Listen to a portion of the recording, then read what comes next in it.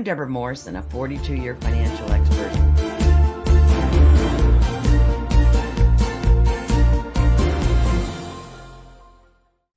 Welcome to the We Can Do It Women movement, where women 50 and wiser step into the spotlight and make the rest of their lives the best of their lives. I'm your host, Debra Morrison, a wealth building expert who has championed financial empowerment for extraordinary women just like you. Yeah, for over 47 years, I've helped women secure their financial futures, and now I'm on a mission to ignite a revolution showing the world that at 50, 60, and 70 and beyond, some of us might be a nickel slower, yet we're all just getting started. And our esteemed guest today comes to us from Arizona, Sally Marks. Sally is a public relations specialist, author, award-winning journalist, screenwriter, and television writer who runs Marks Public Relations, specializing in comedy. All right, we're going to have fun. She's an avid storyteller and marketing strategist who helps organizations and businesses highlight positive, ethical work through writing, PR, and media outreach. Sally, welcome to the show. Oh, Deborah, I'm so excited to be a part of your show today. Excellent. All right, well, let's get right into it. So you have built on a long career in corporate, nonprofit, and agency public relations, and then you leverage that experience to launch your own firm, Marks Public Relations, in 2002. So talk to us about your background and how perhaps something in your childhood caused you to be attracted to this field, and how you found it ever since. Oh, it's kind of funny. I tell people that I'm one of the only people in my family is not good in math, but I'm a good speller. So I knew that I was going to have to take a different tact. And I like telling stories, and I like telling jokes, and I like making people laugh and looking also for positive solutions. All right. And so it just dovetailed from journalism into public relations, and then from public relations into comedy. Wow. And then bring us into the television writing. I mean, not just everybody goes into television writing. I mean, you have to be pretty special. I when I was a real little kid, I watched the Dick Van Dyke Show, and Yeah. and that's where I first learned that there were actual comedy writers and that they wrote for television. So that's what I aspired to do. I didn't living in Arizona. You don't always that wasn't necessarily an easy thing. So mine has been more spec writing for other people, but I'm still in the game. Still writing and. I still get people, whether they just want a few jokes or they actually, I have one guy who is a stand up comic, but he had never done TV. So I wrote his pilot, couple episodes, and, just wherever I can help people out. Well, it's very curious, Sally. You're so authentic and so forth, and the positivity and ethics being so central to your brand, and then you dovetail in comedy. So talk to us about the positivity and the ethics being central to your brand. I think that always in comedy, there's a grain of truth. I mean, yes, I do like to write jokes, but really a lot of comedy is that little bit in that character that's also in us. Maybe they say something or they do something that winds up blowing up in their face, but it's that authenticity. If it's too contrived, then to me it's not that funny. And so that's the type. Although other people can write it, that's fine. But I like that little grain of truth that we think, oh gosh, it sneaks its message in. Yeah. Because if you just said to somebody, "Don't be a dummy, don't do that," then there would be no comedy. They have to kind of learn the process of what they've done. Ben Stiller being the champion that I can think of in his movies. It's like it's funny, but it's like that's what makes it funny. Exactly true. Yeah. And then we can generally see ourselves a little bit in that. It's like, oh my gosh, I do that. Like I roll my eyes a lot, right? So that's the kind of connectivity that I was reading into those phrases. And so talk to us about how your work as a writer and screenwriter helped shape the way you do actual PR in a more broad sense.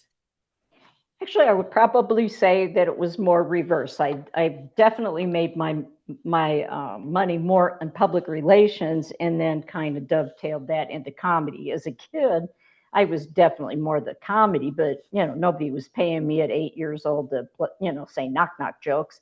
But but so public relations does and still does pay the bills, but you're always looking for a positive outcome in public relations. How can I, for me anyway, how can I make this a win-win situation? And then the comedy, it's just kind of a little bit different way of looking at things. I mean, obviously, if you've had a terrible thing in business, you can't make a joke about it always. That might not be the best way out. Right. But yeah, I did the public relations first, but always the comedy was a part of me, and then finally now it takes a little bit more front center. Excellent. Well, Sally has received more than 6 writing awards, and her background is more broad than a typical publicist. And so she brings the angle of asking and telling stories, excuse me, connecting the PR, the scripts, and their books. And we're going to talk about the books in a minute. Nope, that's fair. Excellent. All right. So you wrote a book, you co-authored a book with your longtime friend, Jacqueline Howard, and it is called Erase Negativity and Embrace the Magic Within. Love that title. Talk to us about it. Well, I also am very intrigued, as is my friend Jackie, in self-help. And so we read, The Secret, manifesting books, a lot of self-help. And one day we were talking on the phone and we said, but what about people that just can't make that switch to looking at things in a positive way? They need kind of a read this first or a primer first. And one of us, I can't remember which one, said, well, they need to erase negativity. And at that moment, both of us got goosebumps. We were talking on the phone, and I have really hairy arms. The hair of my arms went up like an antenna. I was like, and Okay. we thought, oh, we need to write that book. And so then from that conversation, then we did. Well, you're so right. You can't put good stuff on top of bad stuff and expect, the bad stuff not to rot the good stuff. And so it's really that erasure that gives us the space into which we can embrace the magic and be positive, I think. I mean, that's just my take on it. But I love the title and I think it's really apropos. The whole thing of resilience, right? And practical self-improvement. Well, speaking of self-improvement and being resilient, after you turned 50, you literally swung for the fences and joined a senior football team. How was that? Jeez and crackers. It's kind of funny because when I was younger, I played softball and I had stopped playing probably when I was 17, 18 years old. And I was chatting with a friend of mine who even older than I am. I had just turned 50 and she was complaining about her teammates. She says these gals have never caught a ball, they've never thrown a ball, they don't know what they're doing. And but her where she lived had asked her to develop this team. And I thought, ooh, I like these people. I like this concept. I knew they wouldn't judge me. I played a little. I wasn't great, and was so happy to be playing ball again and not be judged. If this had been a really good team, it would have been hard. But we went 2 years without winning one game, and we were still the happiest team playing. They always said, "Oh, you guys are such good sports," but it put me in a different spot. I felt like a kid again. I asked for a glove for Christmas. I hadn't done that since I was 10.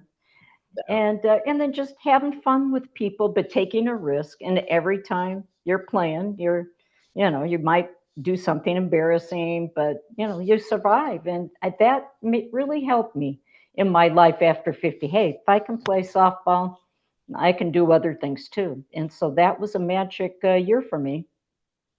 Wow. Wow. That's so cool. And that is so much the case with, I think, women's softball teams. I mean, some of them are ultra competitive and there's a whole different league. And yet, ultimately, you can laugh about, oh, yeah, hello, you were calling for the ball and you're calling for the ball, and suddenly drops.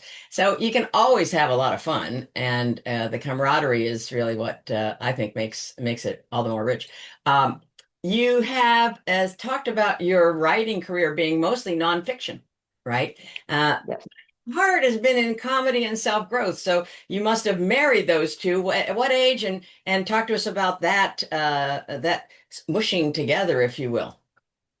Well, it's true. Most of the stuff I've done for income has been nonfiction, press releases, story things, and I might have something witty, but not actually comedic. Yeah. In when you're writing a news story or whatever, I could be clever in the title, but or the headline, but that was about it. But I always really wanted that comedic, look. And the book actually doesn't have a lot. I think there's one good joke in the book that talks about the story of the ham, but I've always liked the comedy. But either way, whether it's self-help or promoting someone that's doing good works or comedy, it's that heart, that wanting to do something good, help show other people some good. And if you can get a laugh, that's great. But if not, something that just improves the day is Yes. good as far as I'm concerned. Oh, right now, all day long. Um, and then so you co-wrote this first book, and then you published your own book, um, Ryan's Last Wish. Talk to us about that. Okay, that was a client, and she had this idea for a book, but she had never written a book. She didn't really see herself as an author, so she had me do a couple little things, and then she told me her idea, and she goes, "Would you be interested in writing this book for me?"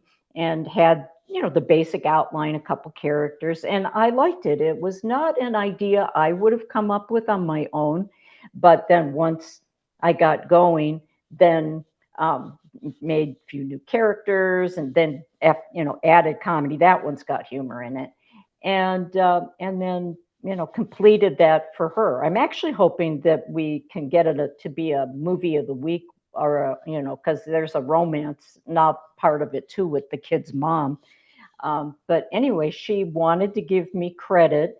So where I've ghost written before and there's no mention, this one has my name, but the idea was hers and I was commissioned. And so I make a joke, I'm a scene ghostwriter, I'm not invisible. That's so good. That is so good. Well, congratulations on both of the books and the other ones that you've ghostwritten. And so, from reading about you, I understand that you've transitioned from writing stand-up material for others to performing it yourself. And I want to ask you how that's going, because then I see your title and it's really very funny. Well, the I what it really kind of came out of necessity. I like writing comedy. I prefer other people to do it. That takes the pressure off of me. And nothing is worse in a way than getting up there saying something and having it flop and nobody's laughing at you. It's like crickets. But we were in Washington, and I wanted to hang out with other writers, and some of the stuff I'd written was not really appropriate for a lot of the writing groups. And so I thought, oh, well, I'll ask for comedy writers because at least they'll get me, Yeah. And so I found that there was this place that they were doing stand up. And I thought, oh, okay. My friends won't be here, so I would be in a different state, and I'll see what it's all about. So I went, and it was kind of like the softball team. And to bless their heart, they're very sweet people, but we're not talking about professional stand-ups. They had they were trying material, they were new. So I felt not intimidated to get up there. So I watched once, and then I thought, okay, and then I wrote, and then I performed the next week, which was still a little raw, but I think it's good to get that, understand what people are going through and what goes and what doesn't. And so did that, and then I did it again, and then I came back to Arizona and wrote a bit there. And you know to be honest, in a perfect world, I would rather write than perform. But it again, sometimes you just have to buck it up, put on the big girl pants, and see how it goes, and try to improve. And and that's what I did, and I'm still doing it. So that and just it's fun. It's fun, and taking a risk, and not being afraid to fail. right now. And I think that's, and people need to laugh. And sometimes it's just an experiment because each audience is different. What somebody might think is funny, somebody, another audience might not, and then the timing. But it's been a hoot, and a lot of my friends just say, I can't believe that you're doing this. And I thought, well, what the heck, and it takes some bravery, I will say that. And it makes me appreciate other stand-ups too, a Heck, lot. yeah. Takes a lot of bravery, first of all. And I got to think, though, it's really satisfying to hear and to see the people, and guffawing and so forth, because that is so rich. I mean, you're right. We're all in the need of a lot of laughs. So it couldn't be more timely. And your latest stand-up routine, coming out as a Buddhist. Talk to us. Well, my friend Barbara, and I was at a meeting, and we were talking about coming out as gay, and she's very Jewish. She lives, very prolific in Yiddish even, and she says, well, we all had to come out as Buddhists. And I thought, oh, I never thought of that. But most of us are not born Buddhist. I am a Buddhist. I've been practicing for over 30 years. And so she kind of went into a little spiel that she had. She calls it being a Jew Boo because she's Jewish Buddhist.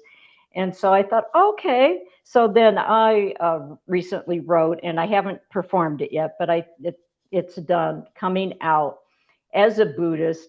Whereas I would talk to people that were interested in Buddhism. It's like, okay, you're a Buddhist. Now, how do you tell your mom? How do Oh, you tell your friends? And so that was kind of where I got the idea, with a kind of a false. It's only a little bit true about my coming out to my mother, and nice. and that's how we kind of go about it. Where she's saying, Sally, and I said, Mom, I'm a Buddhist. What? You're a nudist? No, Mom. Hey, and she's saying, Sally, you do not have the figure to be a nudist. Oh And I my. said, no, not a nudist, a Buddhist. Oh, the fat guy, the belly. That's fine. Yeah, that's fine. You can do that. So kind of that, and then, but taking some real things into it too, and then teaching people a little bit about Buddhism. But it is all about, okay, coming out as a Buddhist, and so I'm looking forward to performing that one. So we'll see how it goes.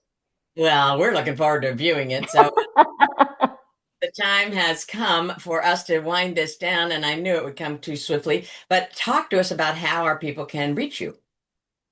Well, if they go to my website, and that's markspublicrelations.wixsite.com, or if they're interested in the book, if they just Google Sally Marks Erase Negativity, that should show up too, and then they can find out what kind of no good I'm up to. Well, perfect. And when you're performing, coming out as a Buddhist, we want to know when and where. And we have a lot of people in Arizona. They can pop over and see you live. That'd be awesome. And I'm going to keep my clothes on just so they know. No nudist, just Buddhist. So I love that. It made me chuckle, and that's a great thing. So it's been a real pleasure, Sally. Thank you, and thank you for the work you're doing in promoting positivity, erasing the negativity, shed the shame, and move into our next chapter and have fun doing it, because this isn't a dress rehearsal, right? So it's been really rich to be with you. Thank you so very much. oh, thank you for having me on. And it's a pleasure to have you, viewing audience, with us. And remember, I see you, I value you. And your greatest chapter is just beginning. And if today's episode sparks something in you, I invite you to check out our We Can Do It Women Facebook group for camaraderie with like-minded women stepping into their next calling. Nudist, Buddhist, whatever it would be. But I welcome you to join us, because we do support each other and give each other that kind of sister support, which is really valuable at this time in many of our lives. And so until next time, I am your host, Debra Morrison, and I'm reminding you it's never too late to shine. Good day.